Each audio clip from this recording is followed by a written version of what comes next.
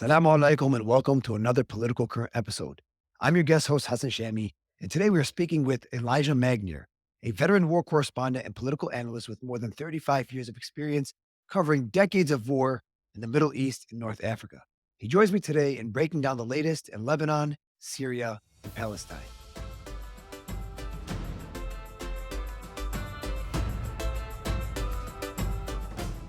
Thank you, Elijah, for joining me today on the Political Current.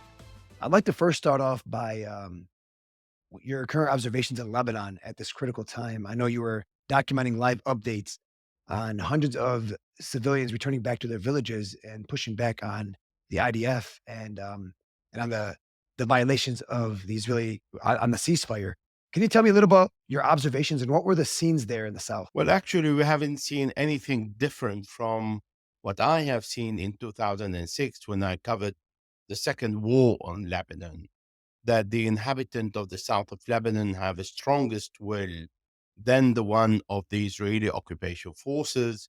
They do not abide by the instructions or the dictate of the Israelis saying, well, you can't return to your villages, etc. On the other hand, they challenging Israel, they returning to the land, and they emphasizing on their right to return to their land, even with the presence of the Israeli nearby, and even if their homes have been destroyed, because this is the most devastating war that Lebanon has ever seen, and in particular the inhabitant of the Bekaa Valley and the south of Lebanon, and even the suburb of Beirut in what is known as a Tahrir. And the strong will to challenge the occupation is manifested by people gathering together, regardless the threat that the Israelis are capable of imposing on people approaching area that they were instructed not to do so.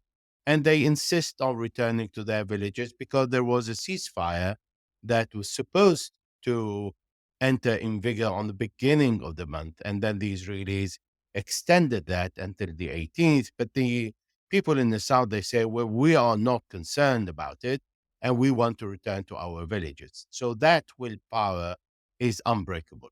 You said, they extended the ceasefire to the 18th. Did you notice that the excitement of the civilians, sort of went away or their will to return to the villages changed once they seen the destruction or the continued destruction, the breaking down of the homes, the bulldozing of homes, lighting some homes on fire? Did that affect them, or did you still feel like they were strong willed to get back to the village and push Israel out? The Israelis are not destroying south of Lebanon to prevent the people from returning. On the contrary, they're destroying the south of Lebanon to increase the cost of the reconstruction and to try and turn the population against the resistance. And that is a misunderstanding of the organic relationship between the population of the south of Lebanon and the resistance, because the people of the south of Lebanon are part of the resistance, and the resistance is part of the inhabitant of the south of Lebanon. And in fact, without the support of the society of the south of Lebanon, the resistance can never survive. This is what the Israelis are really lacking to understand. And the more damage they create, the more the inhabitants of the south of Lebanon feel the threat from Israel or domestically, they are more attached to the resistance, closer to the resistance, and they really hold on to the people who want to defend them and protect them because they feel left alone, as it happened in the 40s, in the 50s, in the 60s, and in the 70s, 75, when the civil war started. And the history of the Shia goes back to the old beginning of Islam and to Imam Hussein. And there is a similarity with that and the people who have been oppressed in the south of Lebanon. They will not allow other like the Israelis to oppress them again. And this is why the more the Israelis destroy uh, houses in the south of Lebanon, the more anger is going to be created toward the Israelis, but not toward the resistance. So that being said about, the people being entrenched in the resistance and, continuing to fight, it being a part of them in the South. With the new president in Lebanon, some people think he's going to be a U.S. puppet that's going to serve U.S. interests. And we see that Donald Trump is asking the Lebanese PM, the prime minister, to exclude any resistance movements from the government. Do you think this will actually happen? No, it's a misreading of the political uh, dynamic in Lebanon and in Iraq. We have the same thing. And the reason why I bring this is because the resistance in Lebanon and in Iraq never wanted a president or a prime minister who is an enemy of the United States, because they don't want to confront the power of the United States, that the Americans can really affect the economy of these countries. And they have, by devaluating the local currency and by imposing sanctions, declared or undeclared. Therefore, the president is not a puppet of the US, even if it was suggested approved by the US. But which president wasn't approved by the US in the history of Lebanon? Most presidents were approved by the US, and prime ministers too, either the US and Saudi Arabia, or both, or one of the two. So this is nothing new. But what we have seen from the president and the prime minister, nothing that can suggest an animosity against the resistance or against a part of the Lebanese population, and in this case, the society that support the resistance. We haven't seen that. And in the performance of the president and the new prime minister, we've seen a rapprochement between both. Well, you mentioned on X that Israel has failed to destroy Hezbollah's capabilities. We've witnessed, the destruction of weapons, the assassination of the leadership, the fall of Bashar al-Assad in Syria, and some people are saying no, the resistance is extremely weakened. What is your take on that? The resistance is weaker than the beginning of the war on the 8th of October, uh, because the resistance has been hit and is wounded, but has not been defeated. On the contrary, if people remember what happened on the Sunday, a couple of days before the announcement of Israel of the ceasefire, Hezbollah launched 350 missiles, of which 17 against Tel Aviv, and other missiles that reach Ashkelon, that is very close to Gaza, which means that Hezbollah still had the capability. But because Hezbollah needed time after the hit that Hezbollah received severely in the assassination of its first Secretary General, Said Hassan Nasrallah, and his second Secretary General, Said Hashim Safieddin, the destruction of many of Hezbollah's capabilities in the Bekaa Valley, and then the assassination of many of the first and the second level of command. Any army in the world, regular army, not a non-state actor army, any army in the world would have been destroyed when this army loses the leadership, but also the communication system, because there was no trust in the communication system. Any army in the world or non-state actor would have been totally defeated with this kind of damage to its leadership, command and control, and several levels and layers of leadership.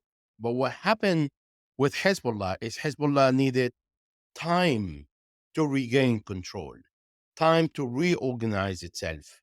And that took more than a week or 2 weeks for people to start adapting, and many commanders take the initiative and start reorganizing themselves. Of course, even after 2 months, there were lack of communication between several missile units and the leadership. But we see that Hezbollah had the capability to continue and sustain a war that could last at least 2 years. Are we speculating here? Well, let's look what the Israelis have done. First of all, Benjamin Netanyahu is the one who came out and said first that his objective is to change the Middle East. And then he set another objective is to reach Uwali, which means until Sidon. And then a third objective going down every time and narrowing his objectives to south of the Litani River. Well, none of these objectives have been reached. So he set up another objective, which is possible to reach in his mind, which is implementation of the 1701 United Nations Security Council resolution, which is exactly what Hezbollah said. But this time, Netanyahu added, now we are going to impose a mechanism to implement the 1701. That's it. And that is not the objective of the war. He did not defeat or destroy Hezbollah as he claimed, and his defense minister, Yoav Gallant, at the beginning of the war against Hezbollah, both claimed that and both have failed. So is Hezbollah weaker? Yes. Has Hezbollah been weakened? No. Is Hezbollah incapable of fighting? Absolutely not. Where it's clear that the objectives weren't reached, even in Gaza, right? With what they set out, and now they agreed to a ceasefire, the exchange of the prisoners and the hostages, and in Lebanon, as you just mentioned, the objectives were not reached. But let's talk about the weapons. Israel claims that 70 or 80% of Hezbollah's weapons were destroyed. Is this an accurate statement, or is this just propaganda? Well, nothing of what Israel said fits with the reality either in Gaza or in Lebanon. Now, there were more than 13,000 air attacks on Hezbollah objective, but not only capability, but also commanders, homes, buildings, etc. And now, this is not insignificant. However, we've seen that there is a big loss of Hezbollah in Syria. So in the Kalamoun area, the Israelis raided one of the biggest ever warehouses of missiles that is under the ground that Israel Air Force failed to destroy. With the fall of Bashar al-Assad, the Israelis went there physically with the special forces, not far from the Russian forces, around 50 kilometers. And then they went down and then blew up the whole tunnel that hosted all the strategic missiles that Hezbollah put in Syria because Bashar al-Assad refused for Iran and Hezbollah to attack Israel and support Gaza from Syria. Now, that was a big loss. Secondly, there were many warehouses that were hit but not destroyed. And I went around in the south of Lebanon and also in the suburb of Beirut, and I saw how Hezbollah is cleaning all the debris on the surface, but all the warehouses under the ground are still intact. This is why we see people guarding these warehouses. So destroying a building doesn't mean destroying the capability of Hezbollah.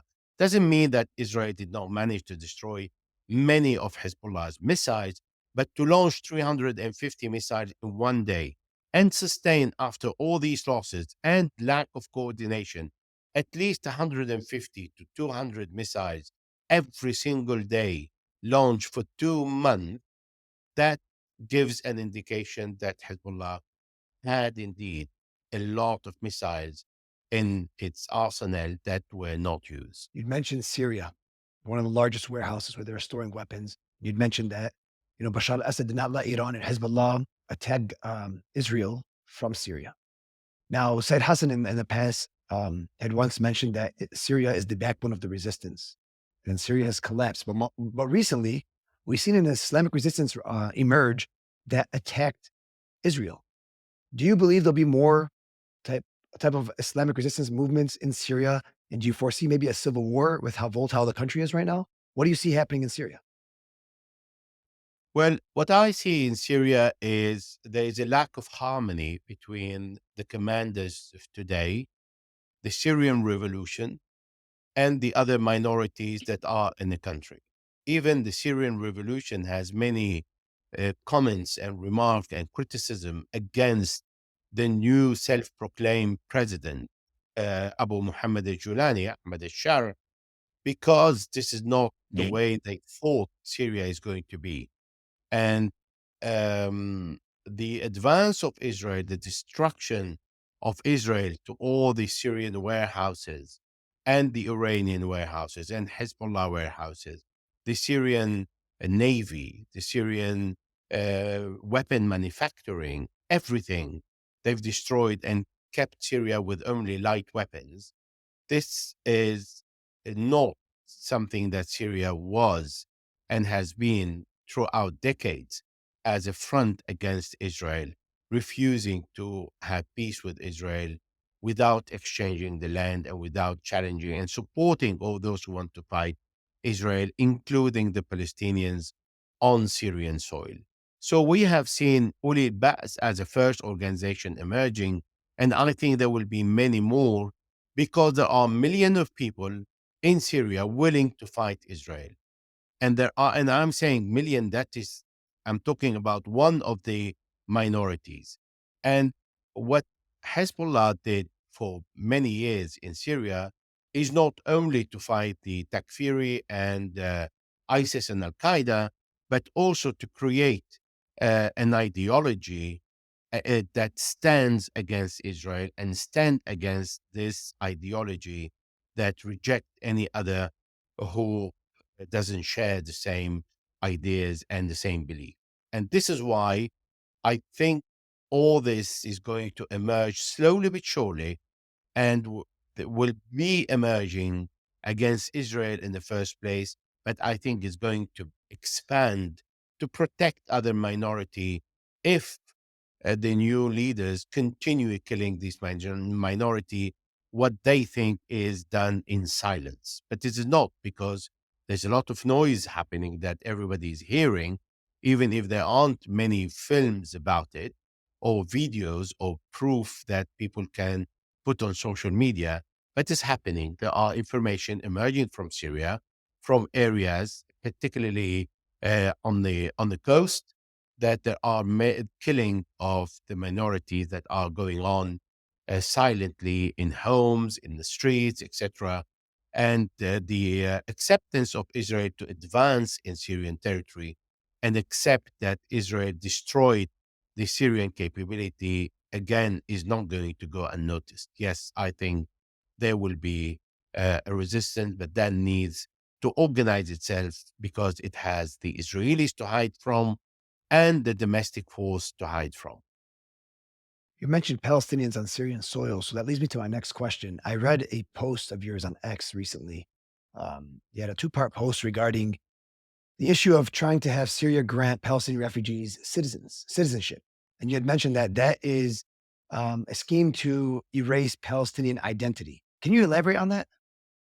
Of course, giving the Palestinians an identity and a nationality, the Syrian or the Lebanese or the Jordanian, wherever the Palestinians are, is taking away their right of return, taking away their true identity of being Palestinians with the right of having the ownership of their land, Palestine, not Syria, not Lebanon, not Jordan. So they need to return because this is what Gaza offered for since the 7th of October 2023. All these sacrifices is to tell the world we are still here and we want our land, not for the new Syrian leadership to say, oh, we give you Syrian citizenship and then you come down and stop fighting the Israelis. That's the biggest service that the new leaders in Syria are giving to Israel by saying, we have given you a gift by absorbing all these Palestinians, giving them the nationalities. So you have no longer problem coming from Syria. You will no longer have someone claiming of the right of return, and then we are a good neighbor. That is a very bad message. What about with Trump trying to push for Jordan and Egypt to accept Palestinian refugees? Do you actually think this is going? You see some of these nations, including Saudi Arabia, pushing back on this, but do you think it'll actually happen? That is Trump wishful thinking. The Palestinians in Gaza did not offer between 47 to 60,000 people and all killed in this war, and between 150 to 200,000 wounded. all these sacrifices. 39,000 uh, children are orphans today. And this is not to say we can go to Egypt or we can go to Jordan. It's to say we are standing by our land. That's a strong message to Benjamin Netanyahu, who is accused of war crime by the ICC, to Bezalel Smotrich, who is working for forcing the Palestinian to another exodus, and to Trump, who is saying Israel is too small and need to be enlarged. With Gaza is too small. The West Bank is too small, and they're much smaller than Israel. What about enlarging Gaza and the West Bank? Well, I can say that this plan will never observe light, because then Jordan and Egypt will suffer domestically. On the contrary, if the Americans insist on this plan, then I don't think this is a bad thing, because that will push the population in Jordan and in Egypt to do more for the Palestinian, but not less, not to absorb them, but to join this support of the right struggle against the Israeli occupiers. So speaking about Trump, you mentioned that in the upcoming months, we can see intensifying crackdowns on pro-Palestinian supporters, activists. We've already seen, them saying they're going to revoke visas, student visas for students who took place in pro-Palestinian protests and whatnot. With all your experience as a political analyst, do you actually believe that, you know, the public opinion and the push against, the foreign policy towards Israel will ever change in Western society? Look, I've seen the rise of the PLO, of other Palestinian organization, of Abu Nidal. And at that time, the Palestinian attacks were considered terrorist attacks. And I've seen how the society supported the Israelis and turned against the Palestinians and demonized them by all sorts of things. And they always failed at the end of the day. And they sat with the Palestinian in 1993 and 1995 to sign the Oslo Agreement. And now they made a mistake again, thinking that they can silence their voice. They will never do that. The public opinion today, thanks to the 7th of October, is much more aware of the victimhood of the Palestinians, but not the Israelis. They are much more aware of the criminal act of the Israeli Zionists, of the war crimes, crimes against humanity, and genocide until it is proven that are committed in Gaza against the Palestinian people.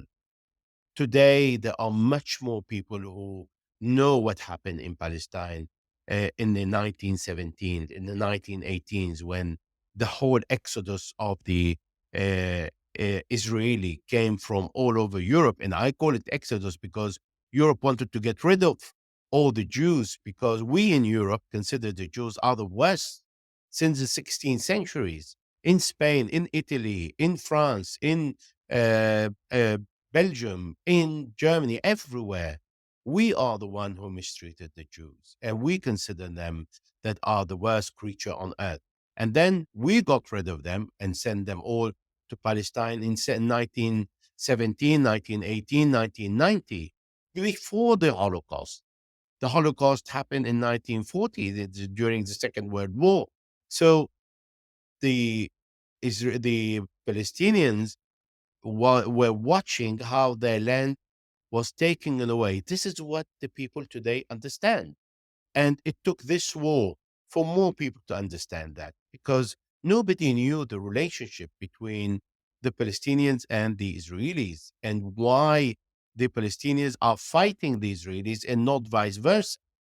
Today, most people on earth are much more aware. We see how the students at universities, how activists, how journalists, even those who working for mainstream media can no longer hide the atrocity committed by the Israelis, to the point that the International Criminal Court accused the Prime Minister and the Defense Minister of Israel of being war criminals. This is something unheard of in the past. And that is only because what they have saw as evidence of their crime, what they have said during this war. And this is why people are no longer fooled, and they understand why they need to support the right Palestinian cause. But do you believe this strong support for the Palestinian cause, this whole shift in public opinion would ever be strong enough to actually change foreign policy in Western countries? Not immediately, because people have the tendency to forget. And in my career, I've seen people forgetting about wars very easily when there is another one.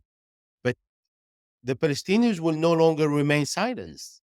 What happened until the 7th of October is no longer going to be tolerated by the Palestinians. They came out, they've challenged not only Israel, because when we talk about Israel, we're talking about NATO, we're talking about the United States, Germany, France, all these countries that supported Israel against the Palestinians. And because of that, I don't think people will ever forget about the Palestinian cause. They may change in their intensity in the support, but the Palestinians, the owners of the land, will make sure that the world will always remember them until they reach what the United Nations, including Israel and the United States and all of NATO countries, recognize the armed struggle of the population against the occupiers. And no country in the world doesn't recognize Israel as an occupier. They all consider Israel an occupation force with duty against the occupied people. And all of them consider that these people have the right of self determination and armed struggle, even if this is not translated. But the Palestinians are walking along to the United Nations Security Council resolution. Elijah, you are a veteran war correspondent with over 35 years of experience in West Asia. You mentioned that you covered the 2006 war in Lebanon. Now you're back again right now. What do you believe is Israel's next move, especially with them that they continue to talk about greater Israel? What do you believe that their next move is? Israel will never stop talking about the greater Israel, because Israel has been radicalized much more than before the 7th of October. We have not seen this kind of public opinion warmongers as it is today. Nevertheless, this is not a bad thing, because being a warmonger and looking only in terms of the military muscles and power that Israel has, and thinking this is the way to solve things, it is a demonstration that using military power will not succeed. The Americans supported the Israelis with the German, with the British, and all have failed to destroy the resistance in 363, 64 square kilometers in Gaza. So this is not going to happen again, because Israel has received all the support and failed to achieve it with the military means. Therefore, we see today a change of perception from the Palestinian that they can actually stand against the Israelis, even if the Israelis are much more powerful, but they can send across the message that they want. You said this won't happen again. Are you talking about this war in Gaza that they tried for the last 15 months? They tried to completely obliterate Gaza, but the resistance still stands in Gaza. Is that what you're saying? It won't happen again? No, it can happen again. What is not going to happen again is to return prior to the 7th of October. The Palestinian will no longer be silenced. They will never accept again to be oppressed in the way they were oppressed before the 7th of October. And this is why they have accepted all these sacrifices that entailed with the war of the 7th of October for 15 months, to say, we will continue fighting. We show you what we are capable of. You can take any measure, and we will find a countermeasure until we reach our rights. Trump said he can't guarantee the ceasefire will last. He obviously has a Zionist cabinet. Took $100 million from Zionist Adelson, Miriam Adelson. He continues to talk about clearing out Gaza. Do you believe that with the uh, do you believe that with the confidence that Trump and the new U.S. government gives Israel, Israel will maybe go into another war. I read somewhere yesterday that somebody in Israel, one of the government officials was saying 2025 is going to be the year of war. Do you believe there'll be another war coming up, or do you think the ceasefire is here permanently for so long? Benjamin Netanyahu cannot stop the war, otherwise he will fall politically. And because he did not achieve any of his declared objectives, he is saying to his people that I haven't finished my war, to start a committee to investigate all the failure of the 7th of October and after the 7th of October. This is why he believes in phase two that he can put obstacles to push the Palestinians to react similarly to what the Israelis are doing in the south of Lebanon, when during the ceasefire, they destroying homes and going into area that they did not dare to do during the war, provoking the resistance. But the resistance is not going to be provoked because the objective is much bigger. The objective is completely different. It's to hit Israel when it is vulnerable and not according to the Israeli timetable. That is the difference. And the Palestinians prove to have enough knowledge of the Israeli thinking, militarily and politically. And if you look at the deal they have struck with Netanyahu in the heart of the battle, how they have managed to impose the freedom of the Palestinian prisoners and released the Israeli prisoners. And I'm saying freedom because they imposed the freedom. By force, they freed the Palestinian prisoners. And they decided to release the Israelis because the Israelis accepted the Palestinian terms. And when they are behaving in such a way, parading in Gaza, showing their strength, how much equipment they have, how many men they still have in one small parade, sending such a strong message, it means they have not been defeated. In fact, this is exactly what the Israeli society is talking about all the time. This show of force is turning against Netanyahu, saying you have failed in your war, so stop it. So therefore, if he stops, he's going to go either to go home, but most probably to prison because he's accused of corruption, and also he has failed in this war. Therefore, it is not in his advantage to accept an unconditional ceasefire according to the term agreed, but to try and fiddle with all the terms, which he has already started on the first Monday, on the 16th day of the ceasefire, when he was supposed to send a delegation to Qatar. He did not do that. He went to Washington. Therefore, he delayed. This is part of Benjamin Netanyahu's approach to try and uh, fiddle with any deal that he makes. So he wishes to go to war. But the question is, if he opts to start the war again, is he going to win anything? The answer is no. Is he going to obtain the exchange of prisoners and Palestinian and Israelis and corpse? No, this is going to be stopped until he stops the war, and then there is another deal to be made. So we're back to square one. Today we have 700,000 Palestinians who return from the south to the north. His plan has already failed to push for another exodus of the Palestinians and empty completely the north of Gaza, which means any possibility of the war to be regained is useless, even if he opts for that option. Well, Elijah, I want to thank you so much for taking time out of your day to spend time to us today, talking to us on TMJ News. I wish you the best and hope you have a safe trip in Lebanon. My pleasure. Thank you.